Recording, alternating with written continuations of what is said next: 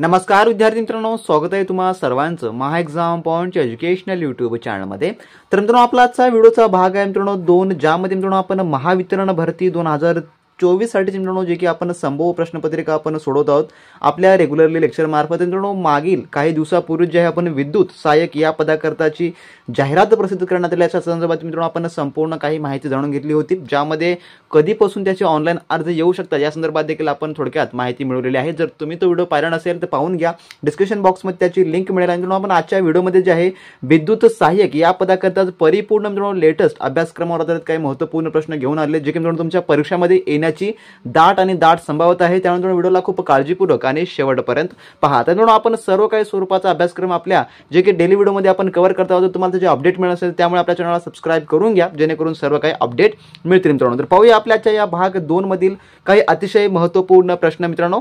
तर यामधला मित्रांनो आपला प्रश्न क्रमांक 1 असा आहे, जो की प्रश्न पहिला, कमी दाबाची केबल साधारणतः डॅश व्होल्टेज पर्यंत वापरतात। जी कमी दाबाची केबल असते साधारणतः ती किती व्होल्टेज पर्यंत वापरतात? तर याचं उत्तर जे आहे ते आहे ऑप्शन नंबर जे की ड 1000 व्होल्टेज। तर जी कमी दाबाची केबल असते ती साधारणतः 1000 व्होल्टेज पर्यंत जी आहे ती की वापरली जाते। तर मित्रांनो, या संदर्भातच तुम्हाला अजून देखील प्रश्न असा विचारला जाऊ शकतो की जे लोअर टेन्शन केबल असतं, लोअर टेन्शन केबल ती किती व्होल्टेज पर्यंत वापरली जाते? त्यामध्ये अजून काही प्रकार पडतात, ज्यामध्ये लोअर टेन्शन केबल झालं, त्यानंतर आहे हाय टेन्शन केबल, हे देखील किती व्होल्टेज पर्यंत, त्यानंतर आहे सुपर व्होल्टेज जे की सुपर टेन्शन केबल, त्यानंतर आहे एक्स्ट्रा हाय टेन्शन केबल, आणि त्यानंतर आहे जे की एक्स्ट्रा सुपर हाय टेन्शन केबल। तर यामध्ये तुम्ही सर्व काही एक पद्धतीने लक्षात ठेवून घ्या मित्रांनो की जे लो टेन्शन केबल आहे ते 1 केव्ही पर्यंत वापरलं जातं, आणि जे हाय टेन्शन केबल आहे ते वापरलं जातं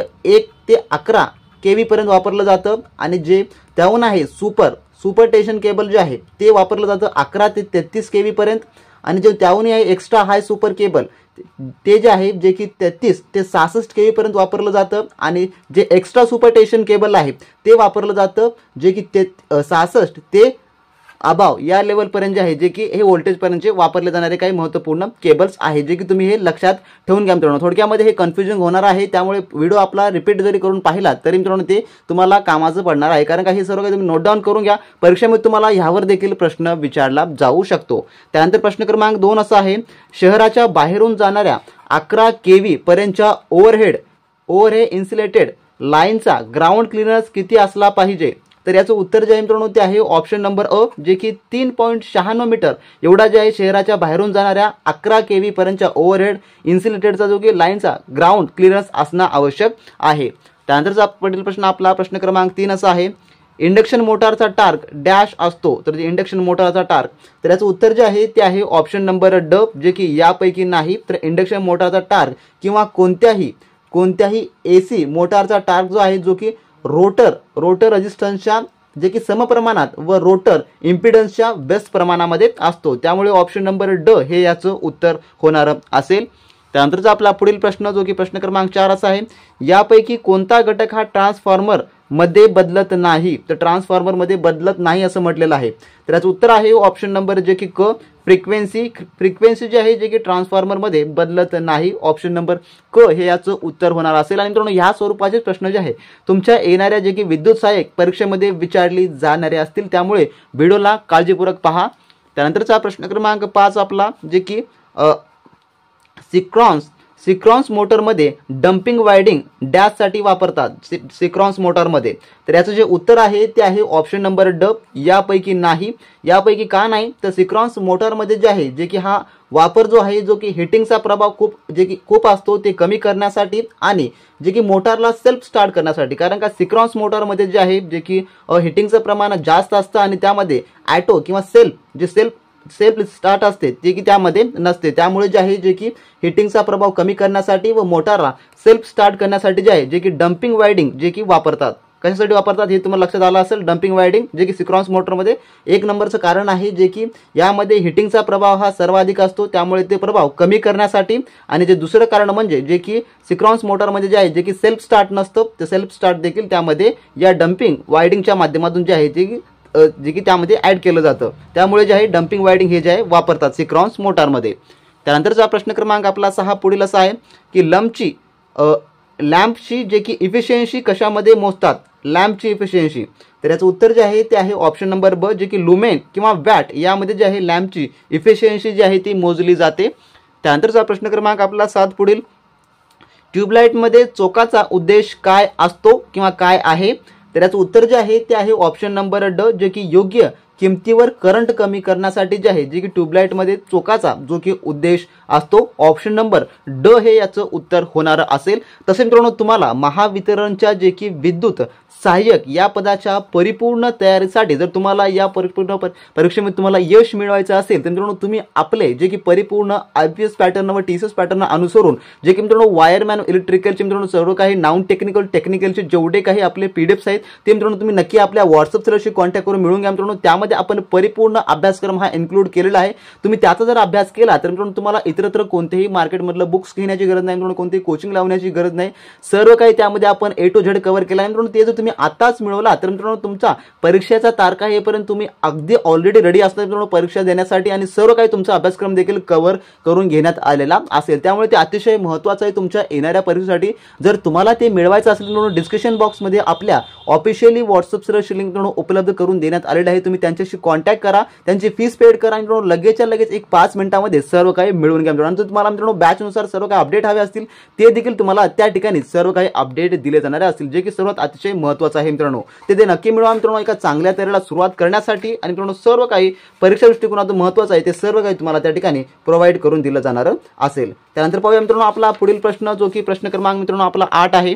प्रश्न 8वा, लाल रंग कशासाठी प्रसिद्ध आहे, तर लाल रंग हा कशासाठी प्रसिद्ध आहे, तर याचं उत्तर आहे ऑप्शन नंबर क, जे की फेज, जे लाल रंगाचं वायर असतं, लाल रंगाचं वायर असतं जे की फेज म्हणून ओळखलं जातं. तर यामध्ये मुख्यतः 3 प्रकार पडतात, जे की लाल, दुसरं आहे काळं आणि तिसरं जे आहे जे की अर्थ त्याला म्हटलं जातं. तर अर्थ हे जे आहे कशासाठी, तर हिरवा असतं, अर्थ हे हिरवा असतं. तर हे जे असतं याच्यामध्ये थोडक्यात तुम्ही लक्षात ठेवून घ्या, जे लाल रंगाचं वायर असतं ते फेज म्हणून ओळखलं जातं आणि जे काळ्या रंगाचं वायर असतं ते जे आहे जे की न्यूट्रल वायर म्हणून ओळखलं जातं काळ्या रंगाचं.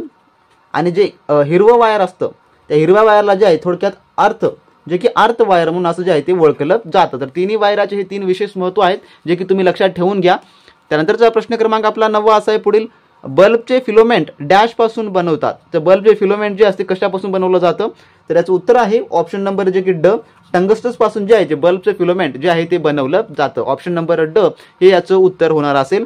त्यानंतर प्रश्न क्रमांक 10 आपला असा मित्रांनो, केबलचे इन्सुलेशन मटेरियल डॅश असावे, तर जे केबलचं इन्सुलेशन मटेरियल, तर याचं उत्तर आहे ऑप्शन नंबर ड, जे की वरील सर्व, ज्यामध्ये ऍसिड रहित, अज्वलनशील आणि आर्द्रता रहित हे सर्व जे आहे गुण त्यामध्ये असणं आवश्यक आहे. त्यामुळे ऑप्शन नंबर ड हे याचं उत्तर होणार असेल, केबलचे इन्सुलेशन मटेरियल जे की सर्व विरहित असणं आवश्यक आहे. वरील सर्व हे याचं उत्तर होईल. त्यानंतरचा प्रश्न क्रमांक आपला 11वा पुढील, ओव्हरहेड लाईनचा वाहक डॅश असतात, तर याचं उत्तर आहे ऑप्शन नंबर ब, जे की स्ट्रेंडेड असतात, जे ओव्हरहेड लाईनचा वाहक असतो तो स्ट्रेंडेड असतो. ऑप्शन नंबर ब हे याचं उत्तर होणार असेल. त्यानंतरचा प्रश्न क्रमांक 12वा, ट्रान्समिशन लाईनचा स्ट्रिंग इन्सुलेटर डॅशने बनवलेला असतो, तर याचं उत्तर आहे ऑप्शन नंबर ब, जे की चिनी माती यापासून बनवलेला असतो ट्रान्समिशन लाईनचा स्ट्रिंग इन्सुलेटर. त्यानंतरचा प्रश्न क्रमांक आपला 13वा असा आहे पुढील, फ्यूज ही डॅश असते, तर फ्यूज ही काय असते, तर याचं उत्तर आहे ऑप्शन नंबर अ, जे की नेहमी मंडळाच्या सिरीजमध्ये जोडलेली असते. तर फ्यूज ही असते जे की करंट सप्लायसाठी अतिशय महत्त्वाचं असतं, तर आणि ती मंडळाच्या सिरीजमध्ये जोडलेली असते. ऑप्शन नंबर अ हे याचं उत्तर होणार असेल. त्यानंतरचा प्रश्न क्रमांक आपला 14वा असा आहे पुढील, भारतामध्ये कार्यरत फ्रिक्वेन्सी डॅश आहे, तर भारतामध्ये किती जे की कार्यरत फ्रिक्वेन्सी आहे, तर याचं उत्तर जे आहे ऑप्शन नंबर ब, जे की 50 हर्ट्ज एवढी जी आहे भारतामध्ये जी कार्यरत फ्रिक्वेन्सी आहे. जर इतर देशांची तुलना केली ज्यामध्ये अमेरिका व भूटानची, तर अमेरिकेमध्ये जे आहे जे की 60 हर्ट्ज आहे चालू आणि जे की भूटानमध्ये जे आहे जे की 40 हर्ट्ज आहे जे की कार्यरत फ्रिक्वेन्सी.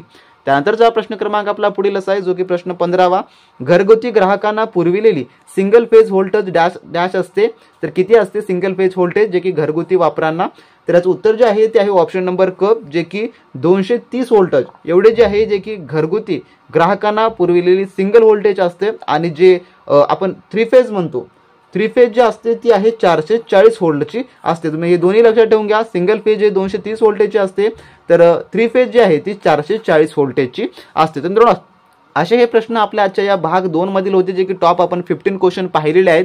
जर तुम्हाला समजण्यामध्ये अडचण येत असेल तर मित्रांनो तुम्ही आपला व्हिडिओ हा परत एक वेळेस पाहून घ्या, जेणेकरून तुम्हाला सर्व काही व्यवस्थित पद्धतीने समजेल मित्रांनो. आणि ज्या विद्यार्थ्यांना परिपूर्ण महावितरण भरतीची तयारी करावायची असेल, त्यांचं स्वप्न असेल यामध्ये रुजण्यासाठी, तर मित्रांनो नक्की आपले टेस्ट सिरीज व नोट्स व टेक्निकल क्वेश्चन बँक मिळवून घ्या. आपल्या व्हॉट्सअप सेलरशी कॉन्टॅक्ट करून डिस्क्रिप्शन बॉक्समध्ये त्यांची ऑफिशियली लिंक देण्यात आली आहे. परिपूर्ण ते ऑथेंटिक आहे मित्रांनो. त्या ठिकाणी तुम्हाला सर्व मटेरियल ट्रस्टेड पद्धतीने प्रोव्हाइड करून दिलं जाणार असेल. त्यामुळे ते परीक्षेपूर्वी नक्की मिळवा मित्रांनो. आणि एका चांगल्या व उत्तम तयारीला आज या क्षणापासून मित्रांनो सुरुवातीला लागा मित्रांनो. तसेच सर्व काही व्हिडिओ अपडेट व नोटिफिकेशन पाहण्यासाठी आपला चॅनल सबस्क्राइब करून घ्या. आणि तुमच्या व्हिडिओसोबत आपले जे की व्हिडिओ आहे तुमच्या मित्रांसोबत शेअर करायला मात्र विसरू नका. भेटू आपण व्हिडिओच्या नेक्स्ट पार्टमध्ये नवीन प्रश्नांसोबत. तोपर्यंत मित्रांनो बी प्रॅक्टिस क्रॅक एक्झाम.